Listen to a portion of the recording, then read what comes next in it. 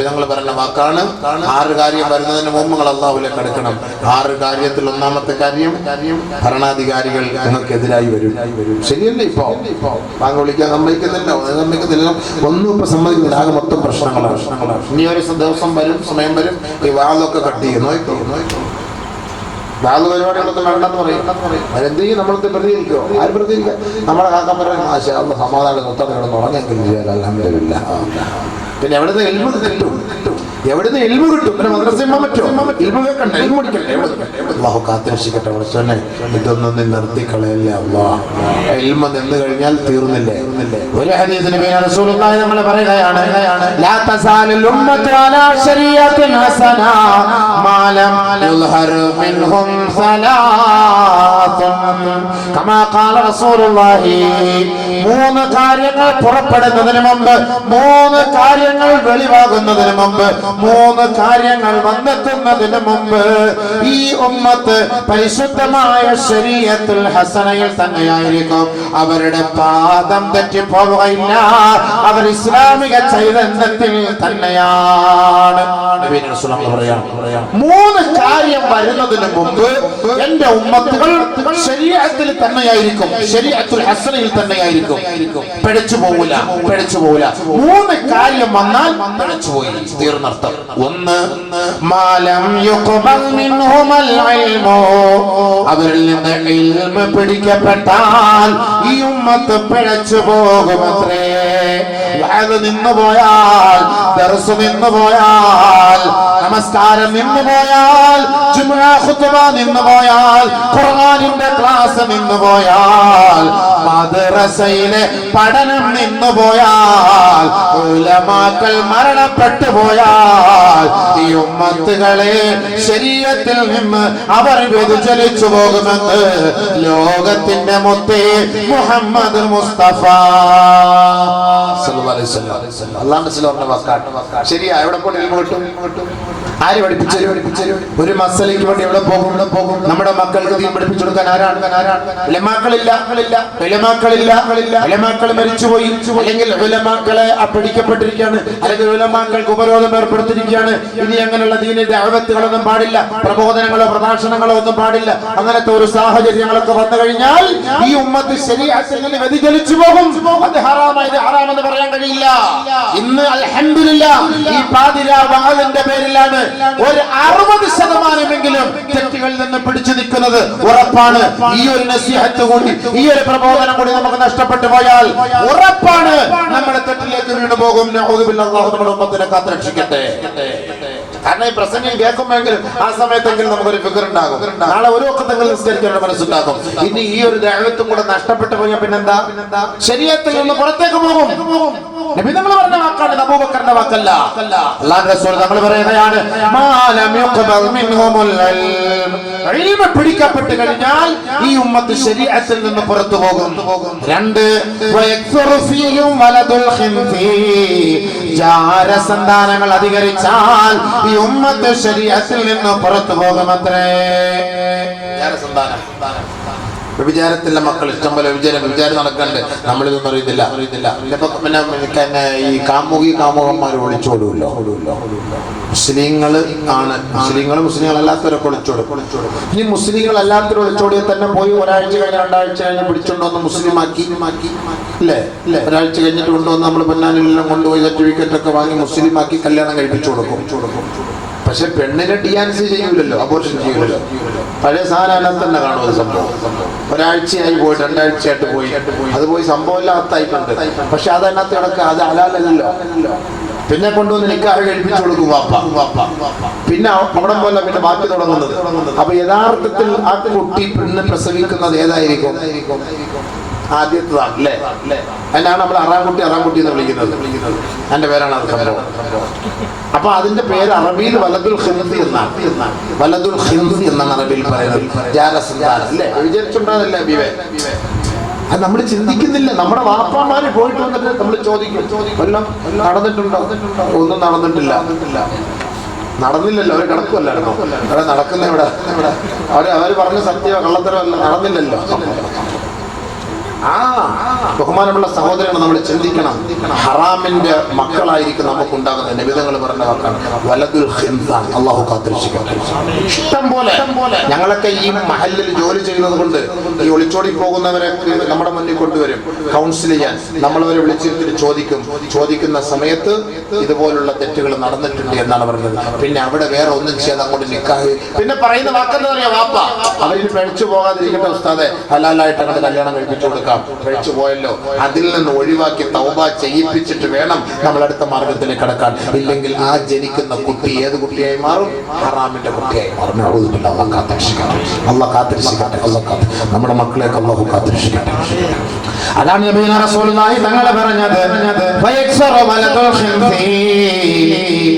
വ്യഭിചാരത്തിന്റെ അഭിചാര സന്തതികൾ അധികരിക്കുന്ന ഒരു കാലം വന്നാൽ പരിശുദ്ധമായ ശരീഅത്തിൽ നിന്ന് ഈ ഉമ്മത്ത് അടർന്നു പോകുമത്രേ.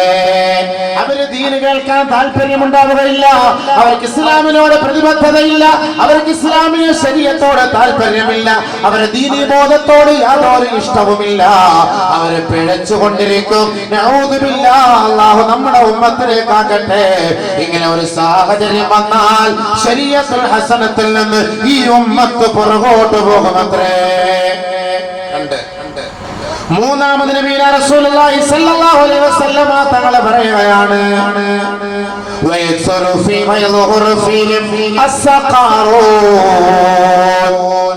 സഖാറൂൻ ഈ നാട്ടിൽ പ്രത്യക്ഷപ്പെട്ടാൽ, സഖാറൂൻ എന്ന് പറയുന്ന ഒരു വിഭാഗം ഈ നാട്ടിൽ വെളിപ്പെട്ടാൽ ഈ ഉമ്മത്ത് ശരീഅത്തുൽ ദീനിൽ നിന്ന് പുറത്തു പോകുമത്രേ. ഖാലൂ യാ റസൂലല്ലാഹ്, അല്ലാഹുവിന്റെ റസൂലേ, വമാ സഖാറൂൻ, ഈ സഖാറൂൻ എന്ന് പറഞ്ഞാൽ എന്താണ് നബിയേ? നബിയുനാ റസൂലുള്ളാഹി തങ്ങൾ പറയുകയാണ്, യകൂനൂന ഫീ ആഖിരി സമാൻ, ആഖിർ സമാനിൽ ഒരു വിഭാഗം ആളുകൾ ഉണ്ടാകുമത്രേ. യകൂനു തകൂനു തഹയ്യത്തുഹും ഇദാ തലഖൂ, അവരുടെ അഭിസംബോധനകളും അവരുടെ അഭിവാദനങ്ങളും അവർ പരസ്പരം കണ്ടുമുട്ടിയാൽ അത്തലാഉനു, അവർ അനാവശ്യ അശ്ലീലമായ വാക്കുകളും ശാപത്തിന്റെ വാക്കുകളും കൊണ്ടാണ് അവർ പരസ്പരം അഭിസംബോധന ചെയ്യുക എന്ന് നബിയുനാ റസൂലുള്ളാഹി.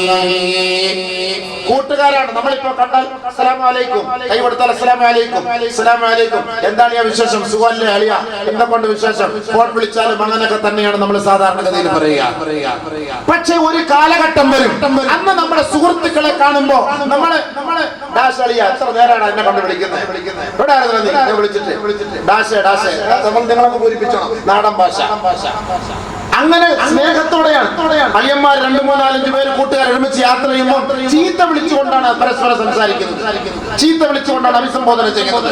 ഒരാളെ ഫോൺ വിളിച്ചെടുത്തില്ലെങ്കിൽ പണ്ടാരക്കാലം പണ്ടാരടങ്ങാൻ പോയി തൊലയാൻ എവിടെയായിരുന്നു, എത്ര നേരം കൊണ്ട് ഞാൻ വിളിക്കുന്നു, കൂട്ടുകാരാ ചുമ്മാ തമാശക്ക് പറഞ്ഞോക്കാം, അളിയ ഞാൻ ഉറങ്ങിപ്പോയി, നീ അറിഞ്ഞില്ല. പിന്നെ 2 പേര് സന്തോഷമായിട്ട് ബൈക്കിൽ കയറി. മക്കളെ വിളിക്കും, തള്ള മോനെ എവിടെടാ, നിന്നെ കളിച്ചിട്ടില്ല, കളിക്കുന്നുണ്ടല്ലോ ഒടുക്കത്തെ കളി, അവസാനത്തെ കളിയിലെ പണ്ടാരക്കാലം അവനെ വിളിക്കുന്നത്. ഉമ്മ സ്വന്തം മകനെ പ്രാവുകയാണ്, സ്വന്തം മകൻ നമ്മുടെ ചെറിയ കളിച്ചുകൊണ്ടിരിക്കുന്നു, വിളിച്ചിട്ട് വന്നില്ല, മകളെ ഉമ്മ പ്രാവുകയാണ്. അത് ശപിക്കപ്പെടുന്ന നബിതങ്ങൾ പറഞ്ഞ വാക്കാണ്. തന്റെ കുട്ടികളെ കാണുമ്പോ, ഒരു മുസ്ലിം അടുത്ത മുസ്ലിമിനെ കാണുമ്പോ, സുഹൃത്തുക്കൾ പരസ്പരം കാണുമ്പോ നല്ല വാക്ക് പറഞ്ഞ് അവരെ സ്വീകരിക്കുന്നതിന് പകരം മോശമായ വാക്കുകൾ കൊണ്ട് അഭിസംബോധന ചെയ്യുന്ന ഒരു വിഭാഗം ഈ ലോകത്ത് വന്നാൽ ഈ ഉമ്മത്ത് ശരീഅത്തിൽ നിന്ന് പുറത്താണെന്ന് നബിയുനാ റസൂലുള്ളാഹി. അല്ലാഹു കാത്തിരക്ഷിക്കട്ടെ. ഇതൊക്കെ നടക്കുന്നില്ല. ഈ 3 ഞാൻ പറഞ്ഞ വെറുതെയാണോ? തിരുവനന്തപുരം ജില്ലയിലൊക്കെ തള്ളേ എന്ന് വിളിച്ചോടെ തുടങ്ങുന്നത്. തള്ളേ നീ എവിടെ ആയിരുന്നടാ, ഞാൻ എത്ര തിരുവനന്തപുരം ജില്ലയിലൊക്കെ വിളിക്കുന്നവരെയാണ്. നമ്മുടെ ഇവിടെയൊക്കെ ചീത്തയും വിളിക്കും. എത്ര ഞാൻ നേരിട്ട് കേട്ടിട്ടുള്ള നമ്മുടെ സുഹൃത്തുക്കൾ അളിയ എന്ന് വിളിക്കുന്ന കൂട്ടത്തിൽ മറ്റേ നമ്മൾ ചേർത്ത് വിളിക്കും. അങ്ങനെ വിളിക്കരുത്, അങ്ങനെ വിളിച്ചാൽ ഖിയാമത്തിന്റെ അടയാളമാണ്. അപ്പൊ ഞാൻ പറഞ്ഞു വന്നത്, ഇൽമ പിടിക്കപ്പെട്ടു കഴിഞ്ഞാൽ പോയില്ല. അതുകൊണ്ടാണ് നബിയുനാ റസൂലുള്ളാഹി തങ്ങളാണ് ഹിദായത്തിന്റെ വഴി നമുക്ക് പഠിപ്പിച്ചു തന്നത്. അതുകൊണ്ട് ഹിദായത്ത് കിട്ടാനുള്ള രണ്ടാമത്തെ വഴി നബിയുനാ റസൂലുള്ളാഹി. ഹിദായത്ത് കിട്ടാനുള്ള മൂന്നാമത്തെ വഴി ഏതാണ്? ഇന്ന ഹാദൽ ഖുർആൻ യഹ്ദീ ലില്ലതീ أقوم ويبشر المؤمنين الذين يعملون الصالحات أن لهم أجرا كبيرا. മൂന്നാമത്തെ വഴി ഹിദായത്ത് കിട്ടാനുള്ള മൂന്നാമത്തെ വഴി പരിശുദ്ധമായ ഖുർആനാണ്. അതാണ് വിജയത്തിന്റെ വിളക്കുമാണ്, അതാണ് വിജയത്തിന്റെ വീതി, അതാണ് കെടാവിളക്ക്. ആ ഹിദായത്ത് വേണമോ? പരിശുദ്ധ ഖുർആനിലേക്ക് മടങ്ങണേ. ഖുർആൻ കൊണ്ട് തന്നെ അത് തെളിവാണ്. ഖുർആൻ തന്നെ നമ്മളോട് പഠിപ്പിക്കുകയാണ്, ഇന്ന ഹാദൽ ഖുർആൻ യഹ്ദീ. തീർച്ചയായും ഈ ഖുർആൻ സത്യത്തിന്റെ വഴികളെ തിരഞ്ഞെടുക്കുന്നവർക്ക് ഹിദായത്തിന്റെ വഴി കാണിച്ചു കൊടുക്കുന്ന ഗ്രന്ഥമാണ് പരിശുദ്ധമായ ഖുർആൻ. യഹ്ദി യഹ്ദി യഹ്ദി, ഹിദായത്ത് കാണിച്ചു കൊടുക്കുന്ന ഗ്രന്ഥം ഖുർആൻ. ഇന്ന ഹാദൽ ഖുർആൻ യഹ്ദി ലില്ലതി ഹിയ അഖ്വം. നല്ല വഴികളെ ഇഷ്ടപ്പെടുന്നവർക്ക് പഠിപ്പിച്ചു കൊടുക്കുന്ന വഴി കാണിക്കുന്ന ഗ്രന്ഥമാണ് പരിശുദ്ധമായ ഖുർആൻ. യഹ്ദി ലില്ലതി ഹിയ അഖ്വം. എന്നിട്ടോ വയുബശ്ശിറുൽ മുഅ്മിനീൻ الذين يعملون الصالحات أن لهم أجرا كبيرا. നല്ല മാർഗത്തെ പിൻപറ്റുകയും സത്സരണിയെ കൊതിക്കുകയും സാലിഹായ പ്രവർത്തനങ്ങളിൽ നിരതരാകുകയും ചെയ്യുന്നവർക്ക് ഉന്നതമായ പ്രതിഫലം കൊണ്ടുള്ള സന്തോഷ വാർത്ത അറിയിക്കുന്ന ഗ്രന്ഥമാണ് പരിശുദ്ധമായ ഖുർആൻ. ആ ഖുർആൻ മുറുകെ പിടിച്ചാൽ ഹിദായത്തിന്റെ വഴികളിലേക്ക് നിങ്ങൾ എത്തിപ്പെടുമത്രേ. ആ ഖുർആൻ നിങ്ങൾ അവഗണിച്ചാൽ നാശത്തിന്റെ പടുകുഴിയിലേക്ക് ചെന്ന് പതിക്കുമത്രേ. യാതൊരു സംശയവുമില്ല. ഖുർആനാണ് നമ്മുടെ വഴികാട്ടി. ഖുർആനാണ് നമ്മളെ നേരാട്ട പാതയിലേക്ക് എത്തിക്കുന്നത്. ആ ഖുർആൻ ഒന്നുകിൽ നമുക്ക് അനുകൂലമായിരിക്കും, ഇല്ലെങ്കിൽ ഖുർആൻ പ്രതികൂലമായിരിക്കും. ബഹുമാനപ്പെട്ട അബൂ മൂസൽ അശ്അരി റളിയല്ലാഹു തആല അൻഹു قد جمع الذين قرأوا القرآن وهم قريب من 300 فعلم القرآن فقال يا معشر القراء فاتبعوا القرآن فإن القرآن كائن لكم أجرا وكائن لكم ذخرا وكائن لكم وزرا فمن اتبعه القرآن هدي به إلى رياض الجنة. മഹാനായ അബൂ മൂസ അശ്അരി റളിയല്ലാഹു അൻഹു പറയുകയാണ്, 300ഓളം വരുന്ന പണ്ഡിതന്മാരെ ഒരുമിച്ച് കൂട്ടുകയാണ്. ഖുർആൻ പഠിച്ച ഹാഫിളീങ്ങളെയും ഖുർആൻ ഓതാൻ അറിയാവുന്ന ഖാരിഈങ്ങളെയും ഖുർആനിന്റെ വഴികളിലൂടെ സഞ്ചരിക്കുന്ന പണ്ഡിത സഭകളുടെ മധ്യത്തിലേക്ക് അദ്ദേഹം ഒരു പ്രഭാഷണം നടത്തി അവരെ അഭിസംബോധന ചെയ്യുകയാണ്. യാ മഅ്ശറൽ ഖുർആൻ, ഈ ഖുർആൻ പഠിച്ചവരെ, ഈ പ്രഭാഷകന്മാരെ, പരിശുദ്ധ ഖുർആനിന്റെ മഹത്വത്തെ ഓതുകയാണ്. ഖുർആനിന്റെ മഹത്വത്തെ ഓതിക്കൊണ്ട് അദ്ദേഹം പറയുന്ന വാക്കാണ് ഫത്തബിഉ അൽ ഖുർആൻ. നിങ്ങൾ ഖുർആനിനെ പിൻപറ്റണമേ, ഖുർആനിന്റെ വഴികളിലൂടെ നിങ്ങൾ യാത്ര ചെയ്യണമേ. കാരണം എന്താണ്? ഫഇന്ന മൻ ഇത്തബഅൽ ഖുർആൻ, ആരെങ്കിലും ഖുർആനിനെ പിൻപറ്റിയാൽ ഹുദിയ ബിഹി ഇലാ റിയാദിൽ ജന്ന, ആ ഖുർആൻ നിങ്ങളെ സ്വർഗ്ഗത്തിന്റെ പൂന്തോപ്പിലേക്ക് വഴി കാണിച്ചു തരുമത്രേ, കൈക്ക് പിടിച്ചു കൊണ്ടുപോകുമത്രേ.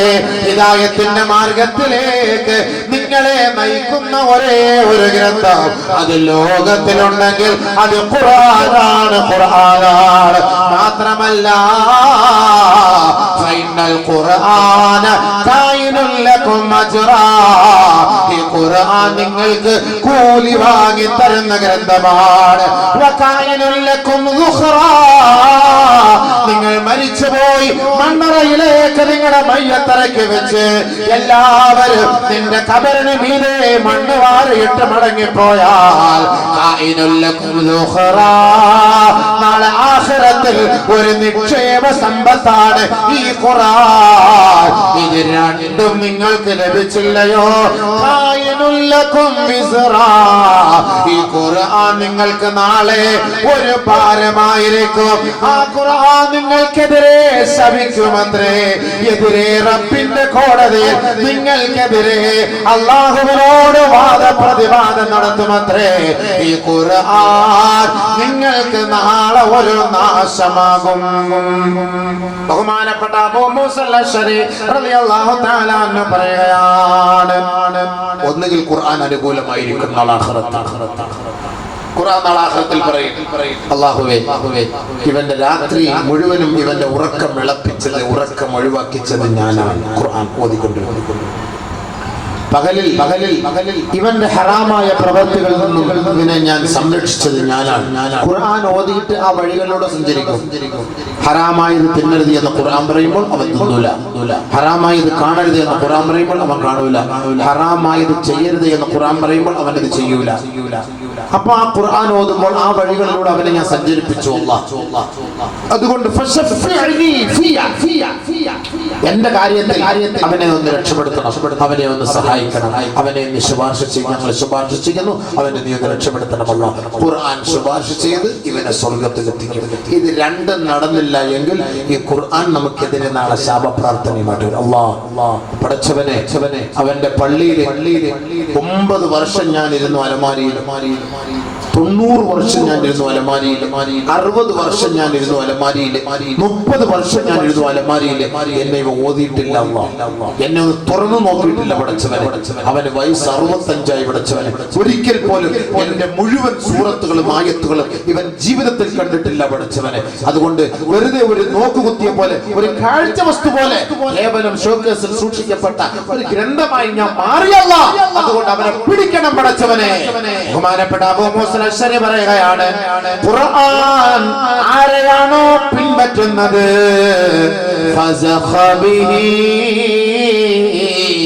فزخ في قفاه فقذف به إلى النار. ഈ ഖുർആനിനെ നമ്മൾ പിൻപറ്റണം. മറിച്ച് ഖുർആൻ നമ്മളെ പിൻപറ്റിയാൽ നമ്മുടെ പുറകിൽ നിന്ന് ഖുർആൻ നമ്മളെ തള്ളി നരകത്തിന്റെ വക്കിലേക്ക് കൊണ്ടു നിർത്തുമത്രേ. അവസാനം നമ്മളെ കുത്തിനു പിടിച്ച് ആ നരകത്തിലേക്ക് ഈ ഖുർആൻ വലിച്ചെറിയുമത്രേ. രണ്ട് കാര്യം, ഒന്നുകിൽ ഖുർആൻ മുന്നിൽ നിൽക്കും, നമ്മളെ തള്ളി സ്വർഗത്തിൽ കൊണ്ടുപോകും. ഖുർആൻ നമ്മുടെ ഇമാമാണ്. അതാണ് ഖബറിൽ നിന്റെ ഇമാമെ ആരാണെന്ന് ചോദിച്ചാൽ ഞങ്ങളുടെ ഇമാം മുനീർ മൗലവി എന്ന്, ഞങ്ങളുടെ ഇമാം അബൂബക്കർ മൗലവി എന്ന്, ഞങ്ങളുടെ ഇമാം അബ്ദുൾ റസാഖ് മൗലവി ഒന്നും അല്ല പറയേണ്ടത്. അങ്ങനെയല്ല, ഞങ്ങളുടെ ഇമാം ഖുർആനാണ്. ഇമാം മുന്നിൽ നിൽക്കുന്നത് ഖുർആനാണ്. ആ ഖുർആനിൽ വായിക്കുന്നത് കേട്ടിട്ട് ഞങ്ങൾ അമൽ ചെയ്യുന്നു. ഖുർആൻ ഓതുമ്പോഴും നമ്മൾ മുന്നിൽ നിർത്തിയിട്ടല്ലേ ഓതുക, ഖുർആൻ മുന്നിൽ വെച്ചിട്ടല്ലേ ഓതുക. ഇങ്ങനെ വെച്ചിട്ട് ആരും ഖുർആൻ ഓതുക, ഖുർആൻ മുന്നിൽ നിർത്തിയിട്ടല്ലേ ഓതുക. അതാണ് ഇമാം. നമ്മുടെ ഇമാം എന്ന് പറഞ്ഞാൽ അർത്ഥം എന്താ? മുന്നിൽ നിൽക്കുന്ന ആളെന്നാണ്. അല്ലെങ്കിൽ അമാമഹു, അവന്റെ മുന്നിൽ നിൽക്കുന്ന ആൾക്ക് ഇമാം എന്ന് പറയുന്നത്. അതാണ് ഇമാം എന്ന് പറയുന്നതിന്റെ വാക്ക്. അപ്പൊ ഖുർആൻ നമ്മുടെ മുന്നിൽ വെച്ചിട്ട് ഓതുന്നത്, നമ്മൾ പിറകിലിരിക്കുകയാണ്. അപ്പൊ മുന്നിലിരുന്ന് ഓതുമ്പോൾ അതനുസരിച്ച് ഞാൻ പ്രവർത്തിക്കണം. ഇനി അതല്ല, ഈ ഖുർആൻ മുന്നിൽ നിൽക്കാതെ ഖുർആൻ പിന്നിലാണെങ്കിലോ നിന്നെ തള്ളി ഈ ഖുർആൻ കൊണ്ടുപോയി നരകത്തിന്റെ കുണ്ടിച്ചാലിൽ നിന്നെ കൊണ്ടുപോയി തള്ളിയിടും. അതാണ് ഈ പറഞ്ഞ ആശയം. ഒരു ഹദീസിലെ നബിയുനാ ശഫീഉനാ റസൂലുള്ളാഹി തങ്ങൾ പറയുകയാണ്, ബഹുമാനപ്പെട്ട അബൂ അബ്ദുല്ലാഹി ഇബ്നു മസ്ഊദ് റളിയല്ലാഹു അൻഹു റിപ്പോർട്ട് ചെയ്യുന്ന ഹദീസാണ്, അൽ ഖുർആൻ ശാഫിഉൻ മുശഫഉൻ മാഹിലുൻ മുസദ്ദഖുൻ. തീർച്ചയായും ഈ ഖുർആൻ ഒന്നിൽ നമുക്ക് അനുകൂലമായി സാക്ഷ്യം വഹിക്കുന്ന ഗ്രന്ഥമാണ്, ഇല്ലെങ്കിൽ പ്രതികൂലമായി റബ്ബിന്റെ മുന്നിൽ പരാതി പറയുന്ന ഗ്രന്ഥമാണ്. ഫമൻ ജഅലഹു അമാമഹു, ആരെങ്കിലും ആ ഖുർആനിനെ ഇമാമായി മുന്നിൽ നിർത്തിയാൽ ഖാദഹു ഇലൽ ജന്ന, ആ ഖുർആൻ അവനെ വലിച്ചുകൊണ്ട് സ്വർഗത്തിലെത്തിക്കുമത്രേ. മറിച്ച് ആരെങ്കിലും ആ ഖുർആനിനെ മഅ്മൂമാക്കി പുറകിൽ നിർത്തിയിട്ട് നാം ഖുർആനിനെ ഇമാമായി മുന്നിൽ നിന്നാൽ സാഖഹു ഇലന്നാർ, ആ ഖുർആൻ നമ്മളെ വലിച്ചു തള്ളി നരകത്തിലേക്ക് കൊണ്ടിടുമത്രേ.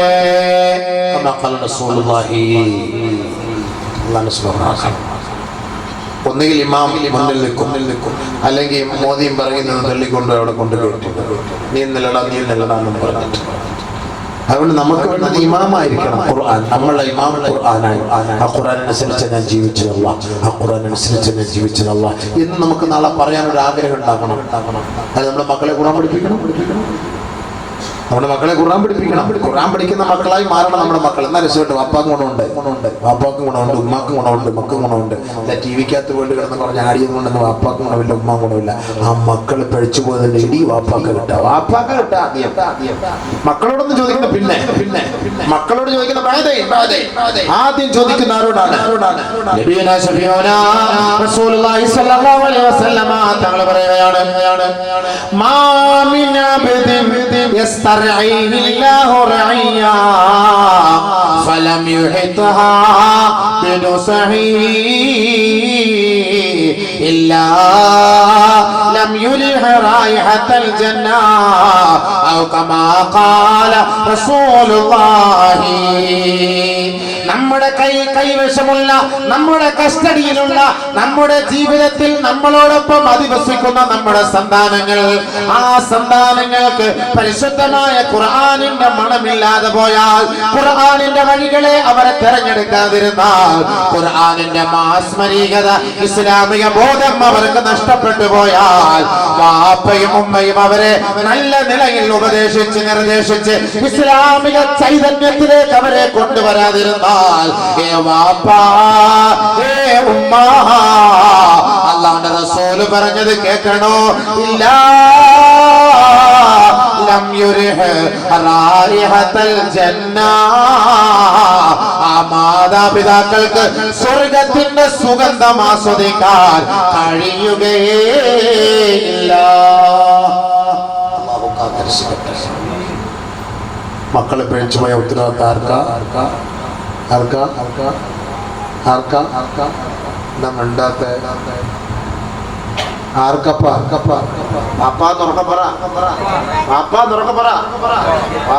പിന്നെ അത് അതീതല്ലേ പറയുന്നത്. പാപ്പ വലിയ ഔലിയായിരിക്കും, തങ്ങളായിരിക്കും, ഷേഖായിരിക്കും, ഉസ്താദായിരിക്കും, അമീറായിരിക്കും, ഒക്കെ ആയിരിക്കും, സംഭവം ശരിയായിരിക്കും. നബി തങ്ങൾ പറഞ്ഞ മക്കള ഇല്ലാ ലം യുരിഹ് റായിഹത്തൽ ജന്ന. മാമിൻ അബ്ദിൻ യസ്തറഇഹില്ലാഹു റഅയ്യ. നമ്മുടെ കൈവശമുള്ള നമ്മുടെ മക്കൾ. പാപ്പ പറയുന്നല്ലേ കേൾക്കുള്ളൂ, ഉസ്താദ് പറയുന്നത് കേൾക്കോ? ഉസ്താദ് മദ്രസയിൽ വരുമ്പോൾ മാത്രം ഉസ്താദ് പറയുന്നത് കേൾക്കും. അത് ഒരു 40%. ഒരടി അടിച്ചു നോക്കി. പാപ്പ ആവുന്ന ഉസ്താദാവുന്ന നല്ലൊരു അടി അടിച്ചു, കുട്ടി ഒരു അടി അടിച്ചു. പാപ്പായും കൂടെ വടി എടുത്തോണ്ട് വരും, മോനും പറകിൽ വരും. മൊയ്യാൻ അതിനകത്തൊരു കാര്യം അടിച്ച് കൂട്ടി കഴിഞ്ഞാൽ വാട്സപ്പ് എടുത്തുകയും ചെയ്യും. ഇതാണ് ഇന്നത്തെ കാലം. അതുകൊണ്ട് ഉസ്താദന്മാർക്ക് മക്കളെ പഠിപ്പിക്കാൻ ഒരു മനസ്സില്ല. എങ്ങനെയെങ്കിലും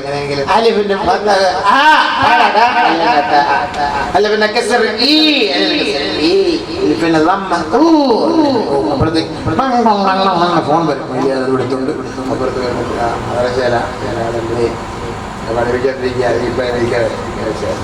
10 മിനിറ്റ് അങ്ങനെ പോയി. എല്ലാം കൂടെ രാവിലെ ഒരു 42 മിനിറ്റ് സമയം.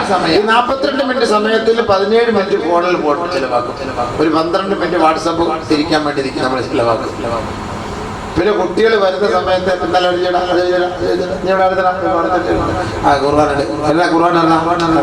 ഖുർആൻ എഴുതി വെച്ചുകൊണ്ട് ഒരു നീട്ടിപ്പിടിക്കും. 2 ആയത്ത് ഓതുമ്പോഴത്തേക്ക്